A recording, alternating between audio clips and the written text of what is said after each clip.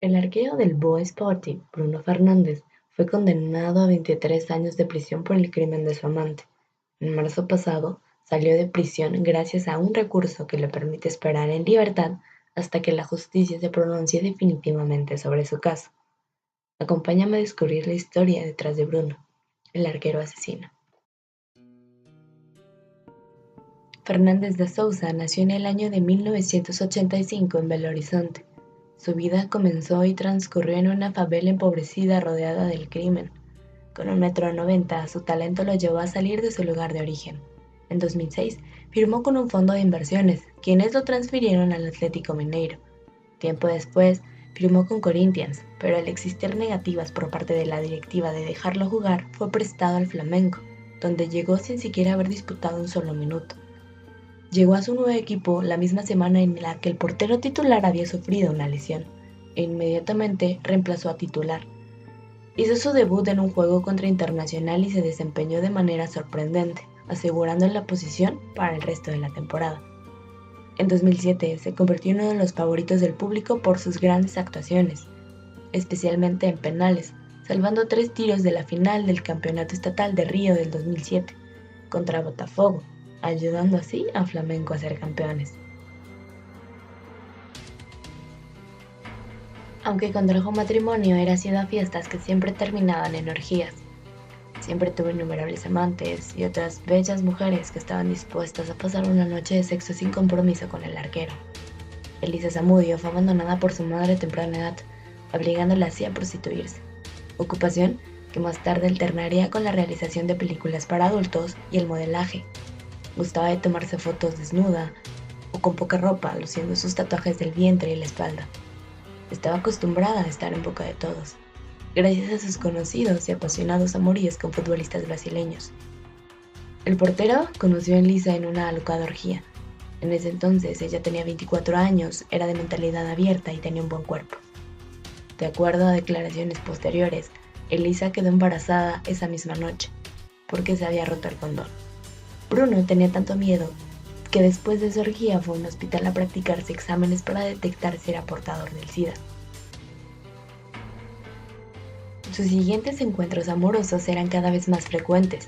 Estos ocurrían en casa de Elisa, en el sudeste de Brasil. A partir de ese punto ya no eran simples conocidos que daban rienda suelta a sus pasiones. La chica ya formaba parte de la larga lista de amantes que Bruno poseía. Eso hasta que descubrieron el embarazo. El aclamado arquero hizo todo lo posible para que ella abortara. Le suministró una sustancia abortiva que no surtió efecto. Llegó a ofrecer inclusive una recompensa para aquel que lograra deshacerse del bebé. Su relación se fracturó y no lo volvió a ver hasta que el bebé cumplió 4 meses de nacido. Bruno regresó a conocer a su hija y volvió a ser atento con Elisa, e inclusive le llegó a ofrecer una prueba para confirmar su paternidad. A ella volvió a ilusionarse y nombró al niño como Bruno Zamudio, y por primera vez en su vida se sintió feliz. También le emocionaba el hecho que una vez su hijo fuera reconocido podría pedir una cuantiosa pensión. Influenciada por ideas de sus amistades cercanas, concluyó que gracias a sus habilidades sexuales lograría que Bruno se divorciara de su esposa y se fuera a vivir con ellos para formar una familia.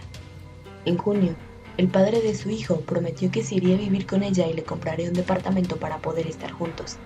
La idea era fantástica, pero los planes de Bruno no iban a coincidir con la realidad. El arquero le pidió a su amigo Luis que le ayudara a secuestrar a Elisa y a su hijo. Fiel a el plan, Luis Enrique llegó por Zamudio y su pequeño. Se los llevaron bajo la promesa que los llevarían hacia el nuevo departamento. En la parte de la cajuela del automóvil se escondía Sergio, quien era primo del futbolista. Sergio le apuntó con una pistola a la madre del niño al tiempo que le decía: «Has perdido, Elisa». Furiosa, puso al bebé en otro lugar y se fue encima de Sergio. Forcejearon y logró quitarle la pistola. Sin pensarlo, jaló el gatillo, pero la pistola se encontraba vacía. En su confusión, Sergio le arrebató la pistola y, temiendo por su vida, le propinó una serie de cachazos en la cabeza. La dejó muy mal herida, pero aún consciente. Todo aquello ocurrió mientras Luis conducía a toda velocidad hacia las afueras de Belo Horizonte, específicamente hacia una de las casas de Bruno, quien ya los esperaba. Una vez dentro de la casa, Bruno se lavó las manos y les dijo: encárguense de esto. Yo no quiero tener problemas y no quiero saber nada del asunto. Una vez dicho lo anterior, salió de la casa con rumbo arriba a toda velocidad. Ahí quemó unas pertenencias de Elisa y se emborrachó. Las cosas en Belo Horizonte se salieron de control. Luis y Sergio discutían el cómo solucionar la situación, pero llegaron a la conclusión que no podían liberar a Elisa porque el problema tomaría dimensiones más grandes. Se trasladaron hacia otro domicilio, donde lo recibió un ex policía llamado Marcos dos Santos, quien ejecutaba a personas y además se deshacía del cadáver a cambio de una remuneración. Marco amarró a la joven en una silla, la golpeó hasta el cansancio. Luis y Sergio se armaron de valor al ver la escena y entre los tres comenzaron a intimidar a la joven. Le propinaron otra tremenda golpiza y obligaron a Zamudio a llamar a una amiga para que le dijera que se encontraba bien. La siguieron golpeando mientras ella suplicaba que ya no lo hiciera. Y como un acto de bondad, decidieron terminar con su sufrimiento. Aquella llamada que había realizado minutos antes sería la última de su vida. Marco estranguló a Elisa, al tiempo que le pedía a Sergio y a Luis que salieran de la habitación junto con el pequeño bebé. Ya muerta, el ex policía pasó largo rato descuartizando el cadáver y separando la carne de los huesos. Tiempo después, Sergio y Luis lo vieron salir de la habitación cargando una bolsa negra y tomando camino hacia un corral de perros donde había 4 de raza Rottweiler. Sin pena, sacó todos los pedazos que quedaban de Elisa y los arrojó a los perros. Los huesos fueron enterrados bajo cemento en el mismo lugar de su asesinato.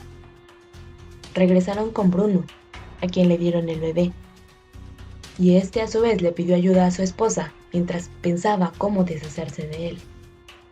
Las amigas de la difunta, alertadas porque su amiga no aparecía, llamaron a la policía. En las investigaciones salió el nombre de Sergio. Los policías lo rastrearon y comenzaron a interrogarlo. El joven, tras estar declarando más de 7 horas, no soportó más y dijo absolutamente todo. Para en ese entonces ya se sospechaba que Marco había abandonado el país. La policía emitió una orden de arresto temporal en contra de Bruno, mismo que se entregó tiempo después en compañía de su amigo Luis. Localizaron al bebé. Según la prensa brasileña, el pequeño se encuentra ahora con su abuelo materno, Luis Carlos Zamudio, aunque no se conocen los detalles de cómo llegó a la casa de su familia. Dentro de una revisión en uno de los autos del futbolista se encontraron un par de zapatos y unos lentes de sol. Al verlos, una amiga le confirmó al policía que pertenecían a Elisa. Los sospechosos fueron acusados de secuestro, asesinato, ocultación de un cadáver y rapto de un bebé. Ya en la cárcel, Bruno recibió una carta del Club Flamengo, quien le informaba que estaba despedido. La carrera del arquero y su matrimonio se colapsaron. Además, su caso puso en evidencia los horrores que rodean al deporte de alto rendimiento. En internet, a forma de broma pesada, se puso en circulación una foto de una bolsa de alimento para perro con la figura de Zamudio. A la esposa del arquero le dieron 5 años de prisión, a Luis lo condenaron a 15 y finalmente a Bruno le dieron 22. Sin embargo, después de cumplir una condena de 7 años de prisión, en marzo de este año el guardameta brasileño regresó a la actividad profesional al firmar con el Boa Esporte por los próximos 2 años. Los aficionados y patrocinadores del equipo brasileño de segunda división protestaron por esta decisión, pero hasta el momento el club no se arrepiente de ella. Escríbeme tu opinión acerca de la reciente contratación por parte del club y sobre la historia que te he traído el día de hoy. Gracias por escuchar.